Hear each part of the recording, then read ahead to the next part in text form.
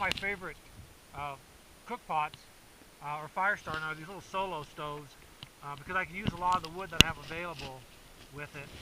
And then what I'll use is some of these just cotton face pads. And I could use Vaseline, but I like the cotton. And then another thing I carry in my pack are just these hand sanitizers.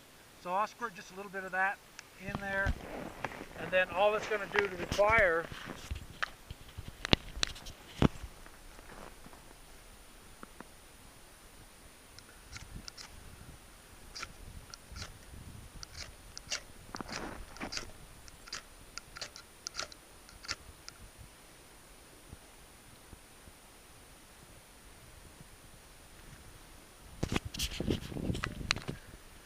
and that'll start burning right away.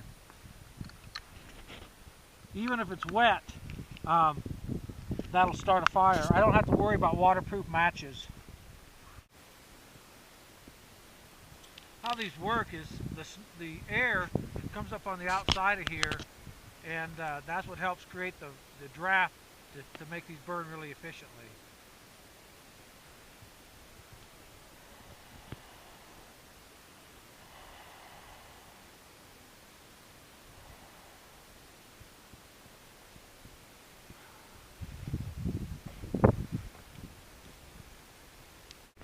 You know, one of the things that I carry with me besides several just pair of gloves, you know, to work around camp with is I'll carry a pair of mittens. These just happen to be a pair of World War II mittens. But I tied some paracord around it that just hang around my neck so I don't lose them.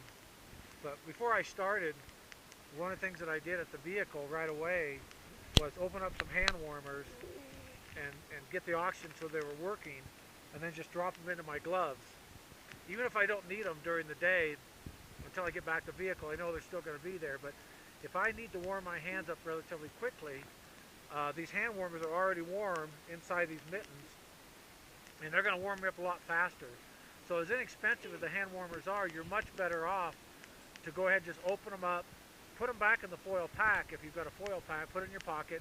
That'll help them stay warmer longer. And then if your fingers get cold, the tips of your finger, your shoes, the packs have already warmed up because they last for, for 8 hours or more.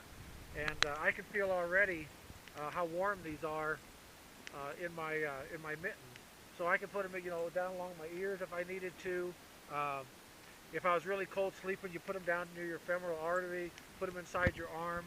But this is great. These are already warm. Keep my gloves warm.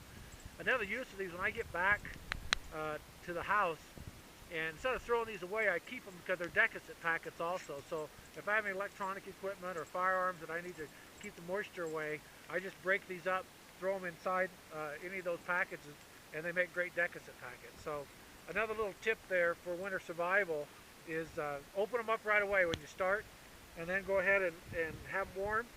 And so while I'm waiting for my fire to burn down, put my hands inside my gloves, they stay nice and warm until my fire's ready to start heating me up some water for some tea. One of the things I also like to carry in my pack with me is I like to keep water in metal containers. And that way if it does freeze on me, I can always put it over the fire, loosen the top of the lid, suspend it, but I can heat up my water inside these metal containers, which is more difficult to do in plastic. You can, but I like this idea. You have to be careful, these are inexpensive water bottles. If you do leave your water in overnight and it does freeze pretty solid, they're just going to split. But being inexpensive, you just get another one. But again, I like metal containers in the winter so that I can put it over the fire, heat it up. Even if I had to, if it was dry enough, I could actually use some of cotton clothing if I was wearing, say during the fall, if I'm hunting, I need to start a fire.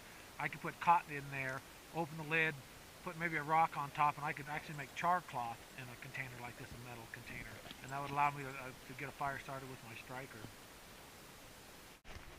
In my cook container here, some of the things that I carry all the time in it is a packet of hot tea, hot drink mix, and then I carry coffee filters, which fits in there.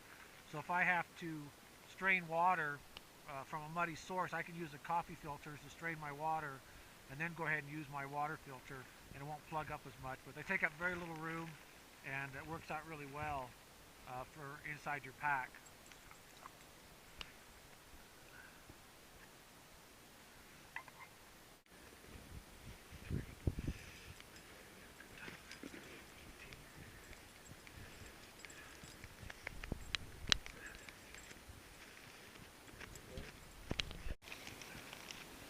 Some of the things I like to put, to warm up is Emergen-C.